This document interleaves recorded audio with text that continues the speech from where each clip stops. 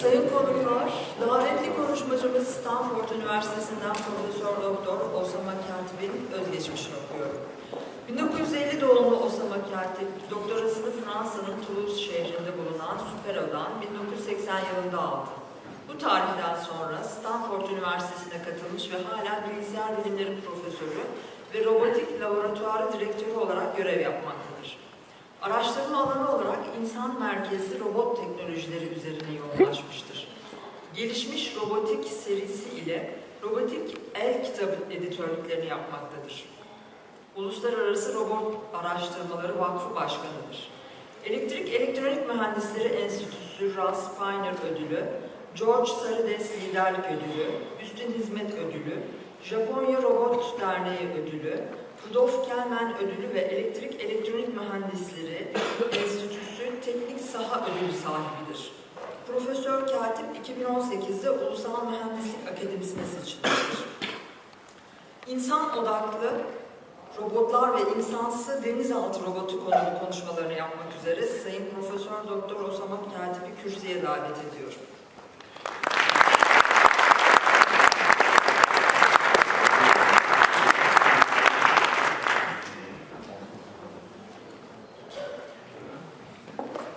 Thank you very much. It is a really great pleasure to be back at METU in Ankara. I arrived last night and unfortunately this time my visit is very short. I'm leaving right after my talk. I have to be in Munich for another engagement. However, I am here to share with you a lot of excitement about what is happening in robotics and why we are today exploring all these new ideas about where robot can go in a hostile environment, in the factory floor. And I'm going to take you through a voyage to the deeps of the ocean and the seas with our Ocean One project that actually went to recovering some artifacts from La Lune. La Lune is a vessel of King Louis XIV. This vessel sunk off the coast of France in 1664, and it was recovered only found in 1993. So this is a vessel that is an example of many of the things where human cannot reach. Human cannot reach because yes, we do have a lot of robots that can go underwater, but most of those robots can only see, they cannot do. So in order to recover, you need two hands, you need the capabilities of a human. And what we usually do is we bring a human in a suit. And in the suit we are diving to the depth, but then the human is confined to that space and it's very difficult for the human to do anything. And also the suit is possible for 160 meters, but then beyond that it is really difficult. So doing operations like this underwater is very hard, and in order to do that, we really need two hands, we need a robot that can have the capabilities of bimanual manipulation. So through Ocean One, I'm going to tell some of the story about where we are going in robotics. But Ocean One concept is one that connects human and machine in very intuitive, easy-to-use way, so that the human brain and the machine's body, smart body, are going to create a synergy to interact in that environment. So the concept is one where the interface is not only visual, it is an interface that is going to make use of haptics. So through haptics we are going to be able to touch, to feel and interact with the robot. So when the robot is in the water at the depth, we are going to be able to feel what the robot is doing. So this is how it works. This is the haptic device, and from the haptic device you are going to be able to touch the make contact, and at the same time you can take hold of any part of the robot. So in particular you can attach the haptic to the hands and guide the robot. When the robot touches anything, then you will be able to feel it.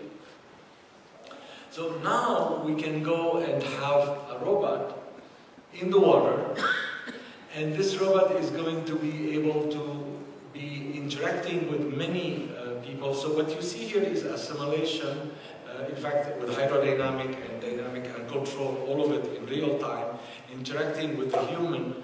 But now the interaction can be done from different stations. So we could be controlling the robot from the boat, and maybe some student from Ankara will be controlling, also connecting to the robot to advise on some aspect of the operation, or someone from Australia who can also connect. So because we are on the net now, the robot is going to receive commands and information from any part of the world, and that is going to let us really benefit from the advice and experience of many. Now, building this robot was done at Stanford in collaboration with a company called Mecha Robotics.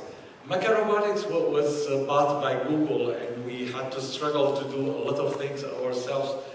In fact, my students were putting the final assembly in the lab, and you can see some of that work that is very, very challenging because of the many components of a robot like this.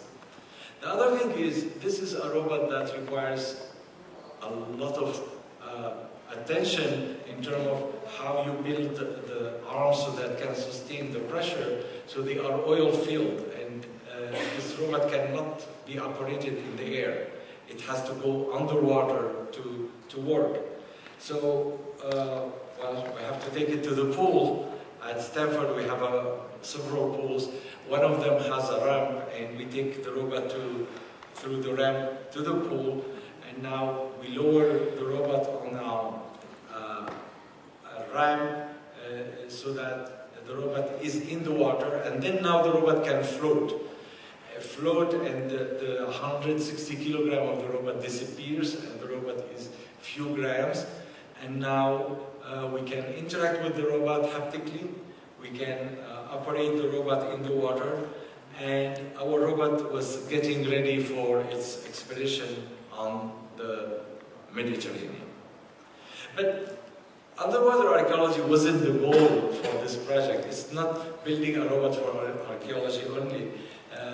Our goal actually started with the environment. We were looking at how to place sensors, how to collect samples in the water, and this is going to require a robot that can go to the depth and operate for many hours. Once we started building the robot, a lot of the oil and gas companies came to us, and there is a lot of interest from that area because you can imagine all the maintenance work that is needed. A lot of the accidents happen because we don't do enough maintenance. So there is a lot of potential applications for this kind of robotics where we are able to go and do operations underwater. But the idea of connecting the human to the machine is not only an idea that works for underwater. We are looking now at a huge number of applications where human and robot can work together. Think about mining. We have a lot of accidents in mines. It's very costly to create living environment underground. And imagine now you can take a robot to substitute for the human physically. And the human, the worker, can move to a comfortable, safe area to operate that robot or interact with it. So this is me here in Peru at a gold mine. And in this gold mine, actually, what you can see here on the right of the screen, you have the vein of the gold.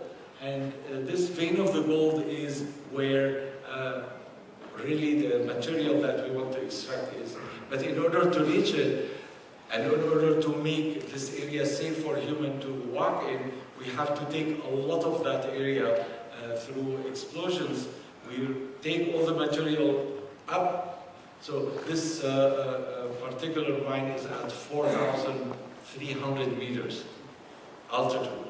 So then you take everything from the mine and put it in those processes, and it is a very, very costly and dangerous process because you are adding chemicals and doing a lot of work to extract the gold. Whereas if we go directly with a robotic system, then we can be going directly in the vein of this particular mine. So we are building now a robot that will go there and can be operated from outside safely. We are also looking at many applications where the space is confined. You cannot place human. To remove, place, test, verify rivets on the wing, it is a very difficult task that requires really small people, especially when the wings is already has been filled with gasoline, and you have to be also protecting those humans from all the fumes that come with it. There are a lot of applications like this where human and the machine can connect. We are seeing much development in service, logistics, where in warehouses we need to do manipulation. And every time we think about manipulation, we really need the expert. When we are doing surgery, we are going to need the surgeon. When we are doing mining, we need the miner. When we are doing underwater archaeology, we need the archaeologist. So we need skills that go beyond just the autonomous capability of the robot. The robot is going to need a lot of capabilities in terms of its actions, in terms of its abilities to touch, move, and operate. But there are a lot of things that comes from experience, intuition of the human that are very important. So as much as we have seen a lot of progress in recent years in mobility, so in mobility there are many different robots that are bringing capabilities of moving in the air, underwater, on land. But going beyond mobility has been really, really challenging. The question is not about moving in free space. The question is about how we can interact with the physical environment. And once we bring a machine to be in contact with the environment, we have a lot of challenges. The challenges are from the fact that you are going now to deal with small tolerances of errors in contact. So let's take an example. Here is Ashimo. It's an amazing robot that can run, jump, and do all kinds of tasks. But this robot, to be useful, it needs to interact with the environment. And Ashimo actually came to Stanford to learn how to make contact with the environment. So you see here a task. Please don't just look at the video, just think about how much programming went to create this task. Is it something that we can reproduce in different configurations? Can we generalize? What the robot has learned actually from this task. And this is what we need to ask ourselves. And this is really the problem. The problem is we can do those tasks, but we do them the same way we programmed industrial robot. That is, we program every aspect of the motion in all details. But this is not going to work. This was fine when we were doing offline programming for industrial robot. We were doing over and over the same task, so that is fine. However, in those environments, it's not possible anymore, because we need to react in real time. And what we need is skills, like human skills. How come a little child is able to do it? A little child acquired these skills, and this is what we would like to do with the robot. We would like the robot to have skills so that we can speak to the robot at much higher level of abstraction, not program the robot at the lowest level, assembly language level. And this is really our challenge in creating robots capable of interacting with the physical world. So manipulation skills are very important. Humans have amazing skills. So let's try to learn from human. And let's try to capture those skills from human. The idea is not to record just trajectory of a human. We would like to understand what is the strategy behind those motions. And then we can encode those strategies specifically for the robot, which is a different machine. So there is a whole world between the world of structured environment in manufacturing and the world of unstructured environment in hostile human environment where things are not precisely positioned, where things are not exactly located. There are a lot of uncertainties, and we cannot do any more offline programming. So we need to develop manipulation skills. All right, good. Let's develop manipulation skills. So we go and look at a human, and what we find is that humans do not rely on precision. We know that. Humans move towards goals. They feel their way, they touch, and they move with the contact information, with the tactile information. So that means we have to be thinking not about robots that were built to be accurate, precise, because we were going to specific locations. Now we need to think about robots that are capable of feeling their way. We need a different hardware. We need robots that can be compliant. And in fact, in robotics, this did not exist before. We didn't have, there were really few robots that were compliant. And only in the last 10 years we started to see robots in industry bringing those capabilities of compliance, torque control, which is a basic capability for many of the things we want to do. We cannot interact with the physical world without achieving those capabilities in the robot, making the robot lightweight, making the robot capable of performing contact safely, and achieving coordination and interactions with humans. So let me show you how this works.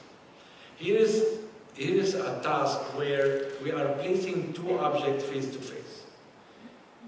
There is no trajectory. The only thing that we have is the contact information guides the motion.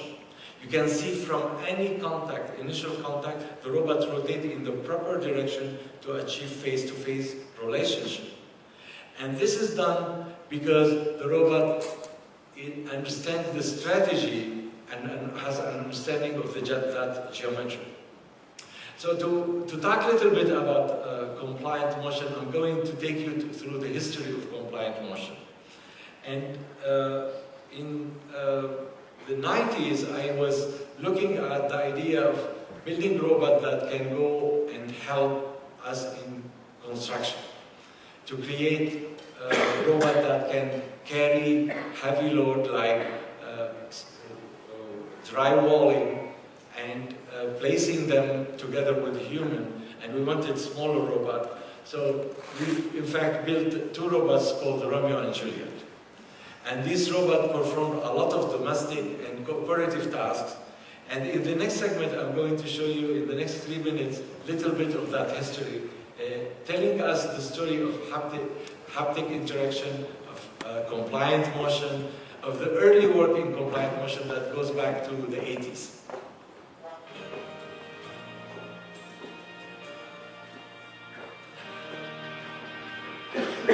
Do you know this device?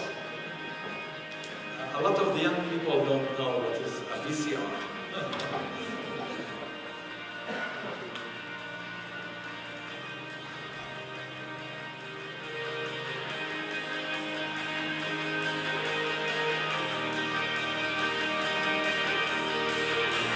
So this is compliant motion, and compliant motion here is used to contact the environment at different locations. safely, and also to cooperate between multiple robots, and also to create those tasks where compliant human-guided motion, this is the first implementation of artificial potential field using the FRS function. The robot is moving a straight line to the goal, and if you place an obstacle, the robot avoids the obstacle. This was amazing. This was 81. And we implemented all these early development, all using compliance, torque control. So we took it further to global path and created the elastic planning. The elastic planning is based on bubble bands that allow us to modify a whole path and maintain the global connection. This is a robot, obstacle A, obstacle B. When we move A, this is a first torque control in the mid-90s, allowing us to create very fast responses. And then later we implemented all of this in Romeo and Juliet, during ironing, vacuuming, cooperation between two robots, human-guided motion, and even, believe it or not, density with the robot, which was mapped to Asimov and then to human motion and to a lot of interaction between human and machines. So when we think about compliance, it's quite an amazing way to create controls of robots. Robots are not just machines that need to follow trajectories. Robots are going to perform different tasks, and they need to accommodate to those tasks. And it's only possible if they have sensing, tactile sensing, and force sensing. In addition to, obviously, the visual feedback here you see. So here you see the environment. We move the environment. The robot is still making the contact and interacting with it. So we conducted an extensive study of this problem. So the subject will have their eyes closed, and they are going now to focus on the task, and they are going to perform this task from many different configurations and initial conditions, and we are trying to understand what is going on. So if you have an object, what can you affect with the object interaction? Well, at most you have 6 parameters related to a frame. And the whole question is, what is this frame? What specification you need to specify to this frame? And if we understand that, then we have a strategy. So the problem is, those specifications relies on physical properties of the environment, friction, texture, many different things, and we were able to develop those. You can see here how the robot is making contact with the environment. Even if you create errors in the grasp, the robot continues to perform. Even if you push the robot continues to make that contact. So now we developed a lot of strategies. We can have strategies to place this piece on the wing of 787, where if we disturb it, well, the robot will find its way again. We didn't change the program. It's a small strategy of skills that the robot has acquired, and now it's implementing it from any initial condition, and the robot is going to perform. My students are pursuing a lot of studies to develop those libraries where the robot is learning and then encoding those human strategies into general strategies for fine motion operations. And here is a teapot lid, and the human is performing this, and here's the robot doing it even faster.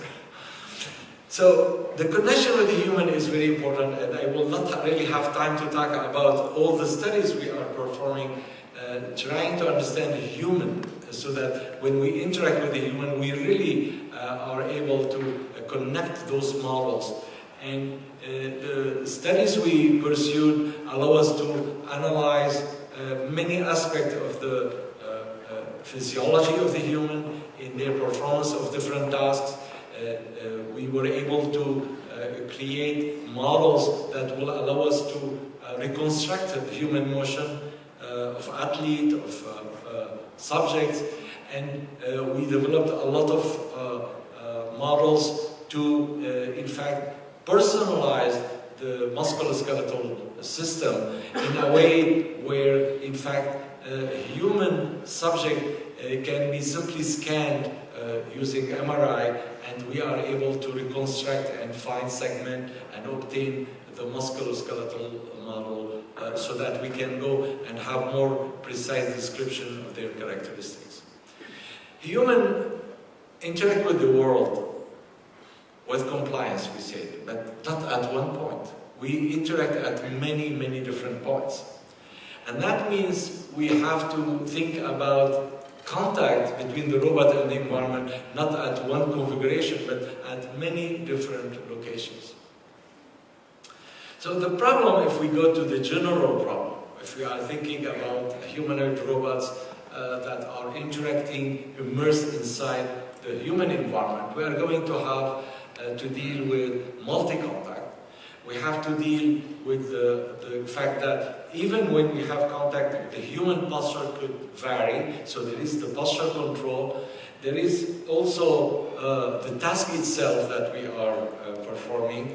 We have to deal with a lot of limitations. There are joint limits. There are obstacles. There are many constraints that we have to deal with. And we have to balance. So the question is, how can we do that? What is the framework that would allow us to do that? First of all, no worries, we have framework. In robotics, we developed the configuration space framework that would allow us to capture the configuration of the robot in space. In fact, it's a very high dimensional space.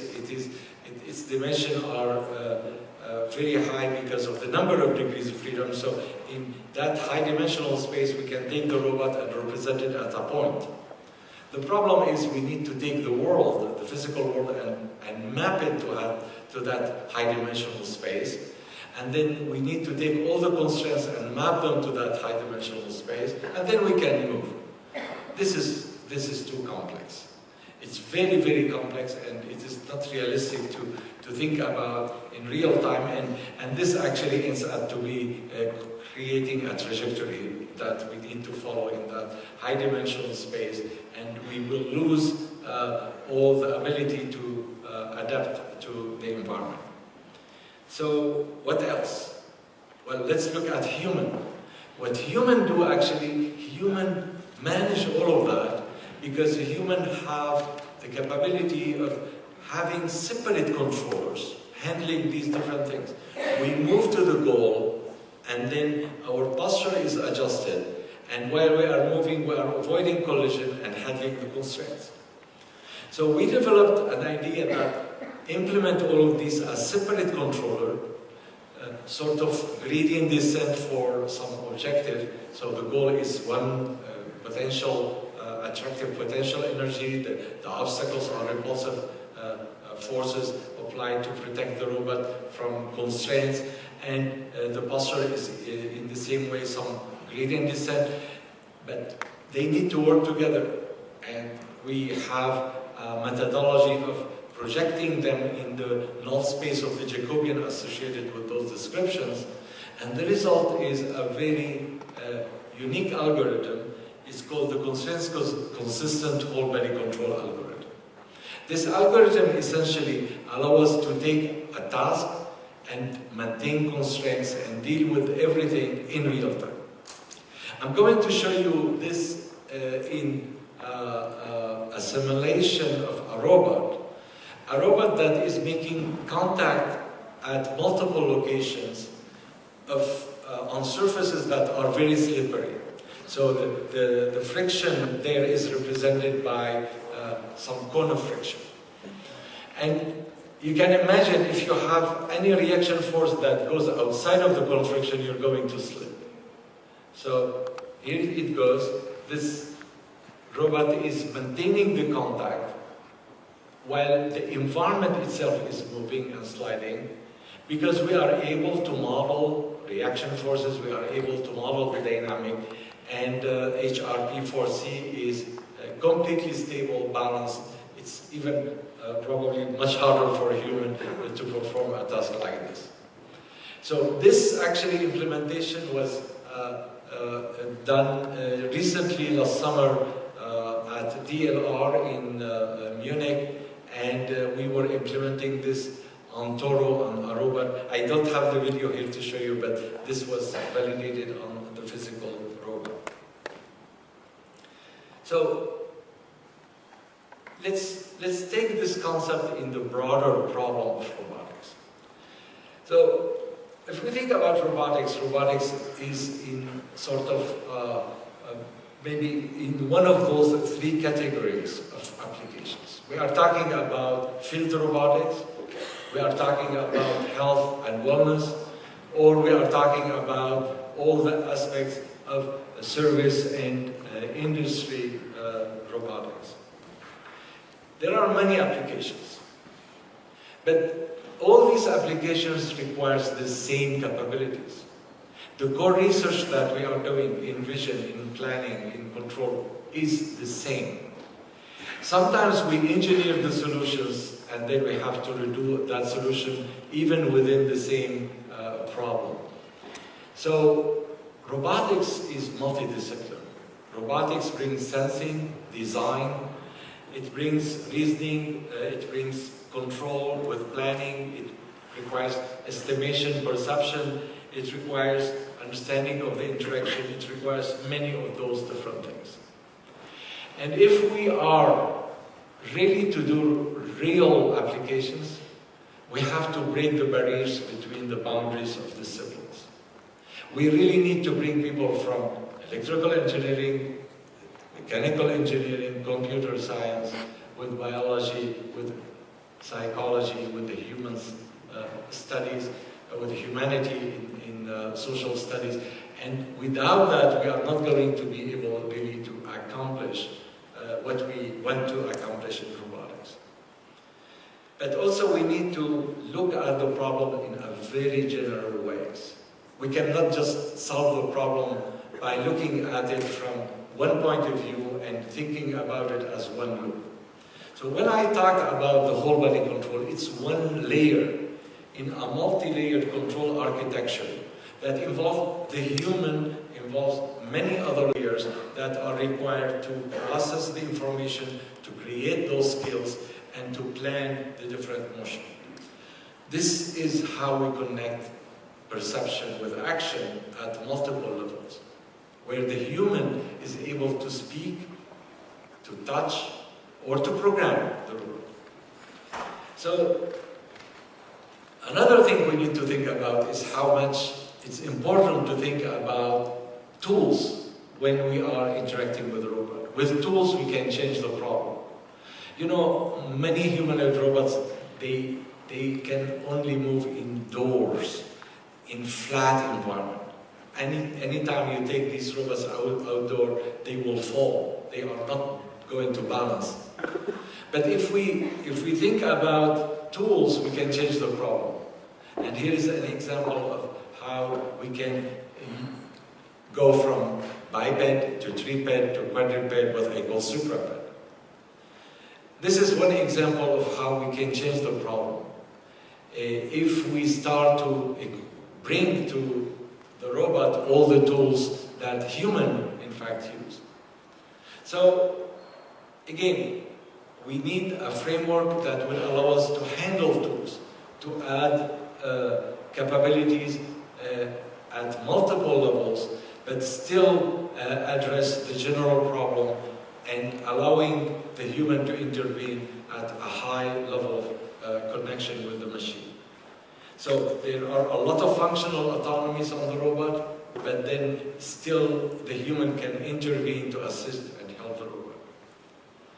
So the interface is very important, and that interface lives together with the environment. So this is another loop, a loop that connects the input of the human to be programmed into a plan that is making use of all those skills to be implemented on the whole body controller to achieve the task. So all of this went to Ocean One. Ocean One was not just a hardware platform, it was a platform that brought all those capabilities. So when you see a simulation of Ocean One, remember there is a lot of dynamics taking place. These are the dynamics projected at the hands. As the hands moves, the dynamic is changing. When the robot is going to interact with the environment, the robot is going to also change the dynamic. When we take an object, the dynamic is different. These three objects are going to be added to bring a new object called the augmented object that has a very different dynamics that we need to address. So all of this is important in the design of the robot. One key aspect of the robot is seen here. This is what we call the docking problem. You want to stop the hands at a goal. You're coming in space and you are going to the station and you don't want to break the station. You don't want to hit it with large impact. You have to stop. Look at how the arms are bending. The arms are bending because we are able to use a macro-mini strategy that allows us to create a behavior where the large inertia of the vehicle is removed.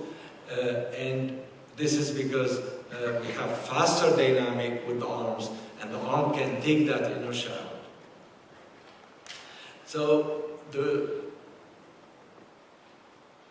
very important aspect of the dynamics. So when you go to a singularity in the arm, look what happened. The inertia in that direction becomes huge, and your impact force is going to be very large. And we have to be very careful about how we approach object and how we position the robot around object. So we were doing this largely in the pool, and at Stanford we validated many of the things that we were working on, interacting with the robot and getting the robot. A lot of our students were really excited about the robot. You could see them sitting by the pool watching the robot, and the robot was becoming ready. And one Tuesday afternoon I said, tomorrow we will not bring the robot back to the pool. We put the robot in a box. We ship it to the Mediterranean, to Marseille, and the robot landed on the André Malraux, the scientific ship, and for the first time the robot was about to reach the sea, the salty water of the sea.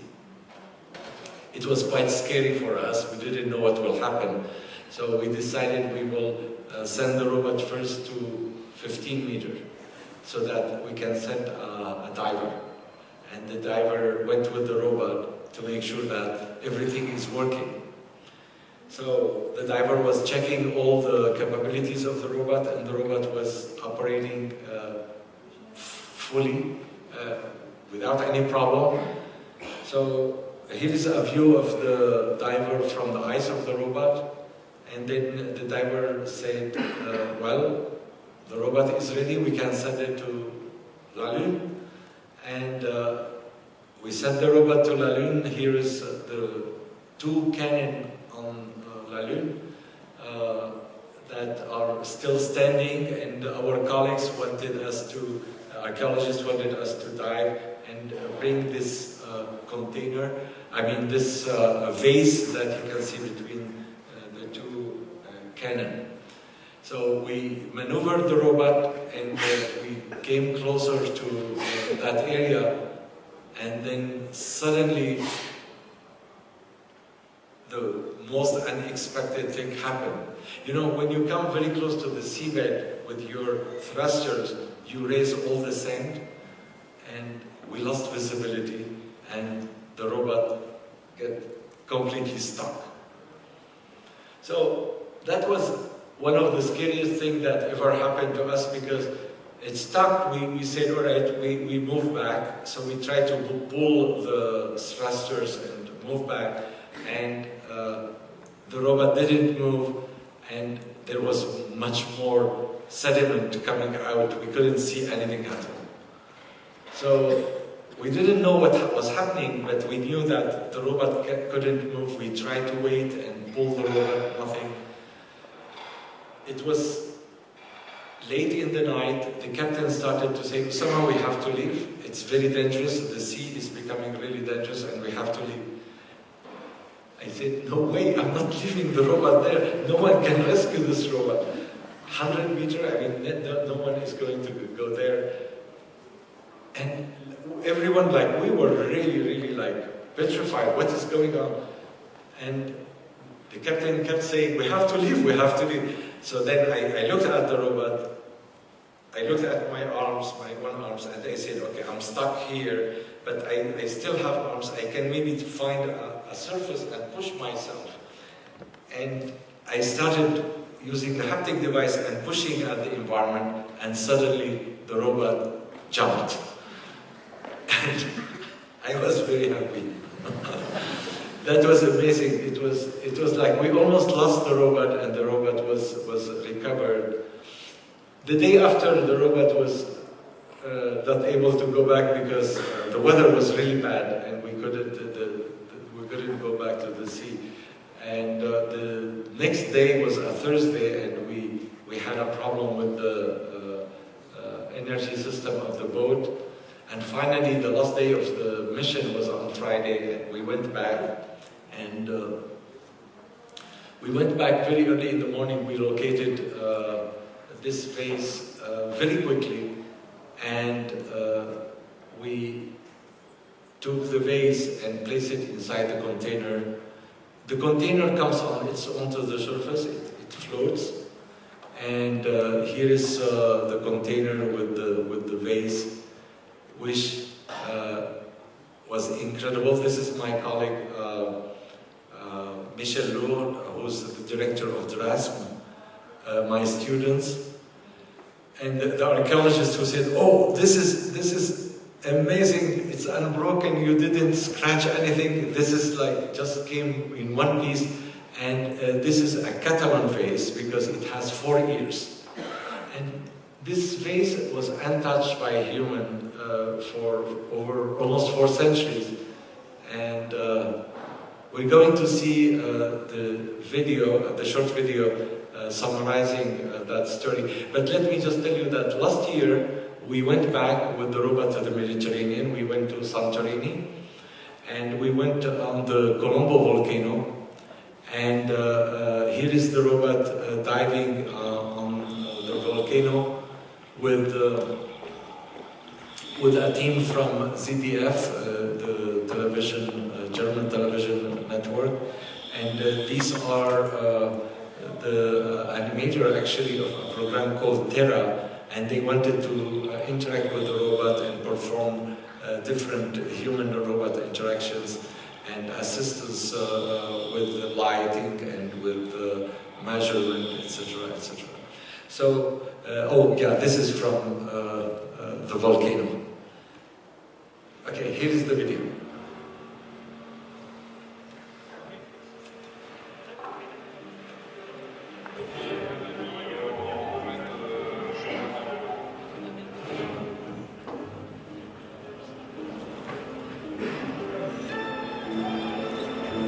So deploying the robot in the water is not easy because you have to deal with a heavy robot, so you have a crane, you need to detach the robot, and but once the robot is in the water, that's it.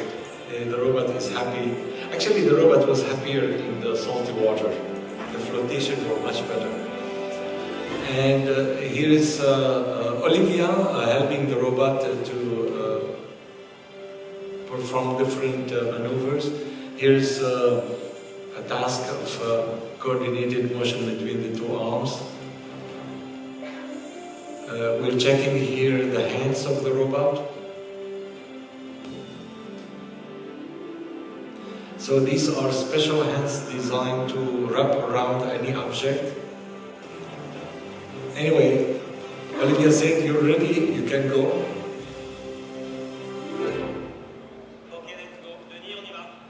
So now we are in the control room, and you can see the haptic devices in this dive towards the La Lune.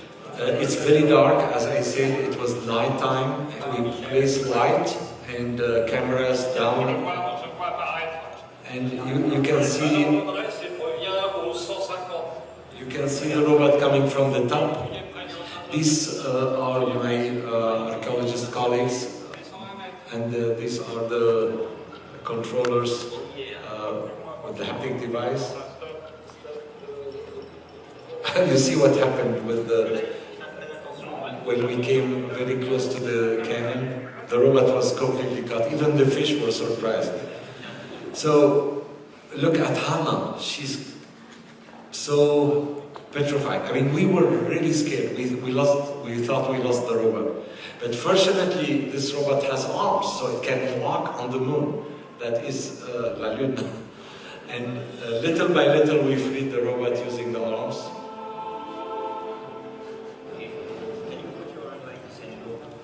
And on the last day, on Friday, we came back and we located the vase. You can see the vase on the screen.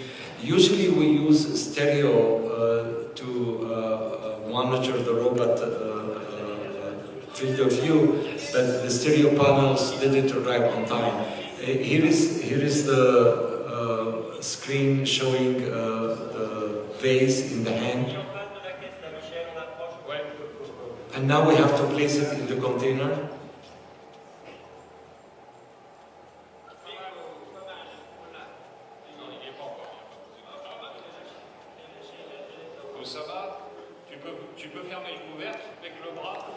He's asking me to close the container, which is the last task.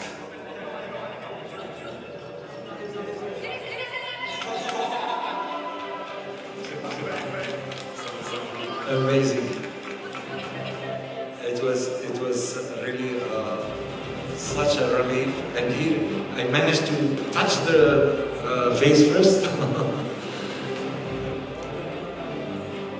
And here is the vase. Everyone wanted to touch it and feel it. Well, this was a moment for champagne for everyone, including the robot. So this mission was secret. We didn't tell anyone until we had the mission completed. Then 2 weeks later, we had a press conference, but the whole press was there. Thousands of people wanted to see the robot. A lot of press came. All the televisions were there, and we decided to leave the robot in the museum, the Sea Museum of Marseille, and the robot came back to Stanford almost 6 weeks later. But this robot, as you noticed, we were aiming for a depth of 200 meters, and we decided we will just build the robot for those 200 meters, which is really challenging in terms of building forms and characteristics. But after this mission, we started building the robot with even more capabilities to go to 1,000 meters.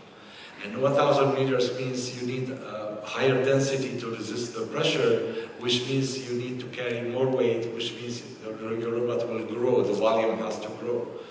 And we didn't want to do that. But fortunately, there are new material that are bringing this possibility of having microspheres of glass that resist the pressure. And we just completed the design of new foam that will allow us to go to 1,000 meters.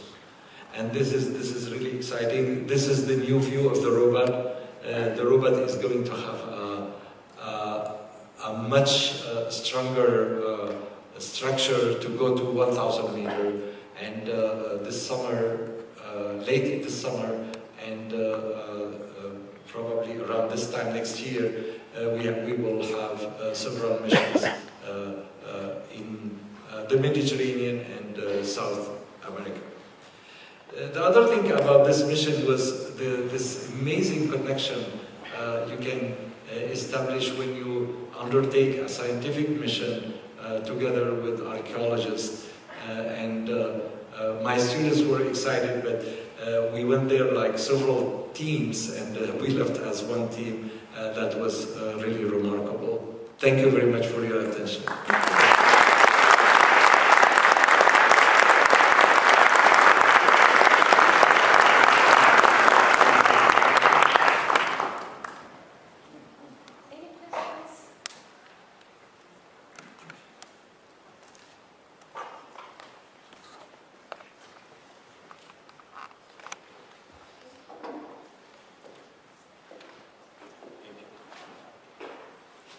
Profesör Doktor Oussama KHATIP'e teşekkür belgesini takdim etmek üzere konferansın eş başkanı Sayın Profesör Doktor Gözde Akar'ı davet ediyorum.